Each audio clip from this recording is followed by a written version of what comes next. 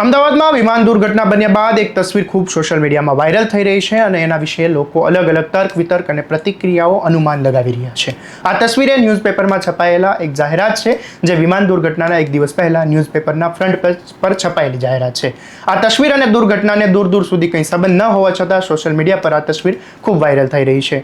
તો વાત કંઈક એવી છે કે અમદાવાદમાં બનેલી દુર્ઘટનામાં મેડિકલ કોલેજના બિલ્ડિંગના મેઝ પર દુર્ઘટનાગ્રસ્ત વિમાન અને આ તસવીરને સરખાવવામાં આવી રહી છે. કહેવામાં આવે છે કે ન્યૂઝપેપરમાં છપાયેલી જાહેરાત કંઈક સંકેત આપવા માંગતી હતી, પરંતુ વાસ્તવમાં જે જાહેરાત છપાયેલી છે તેમાં સ્પષ્ટપણે લખેલું છે કે કિડઝેનિયા બાળકે માટેનું એક સિટી છે, જ્યાં 1 થી 14 વર્ષના બાળકો અહીંયા ફ્લાઇટ સિમ્યુલર અને જે બાળકો પ્લેન ચલાવતા હોય અને પાયલોટ હોય તેવો આભાસ કરાવે.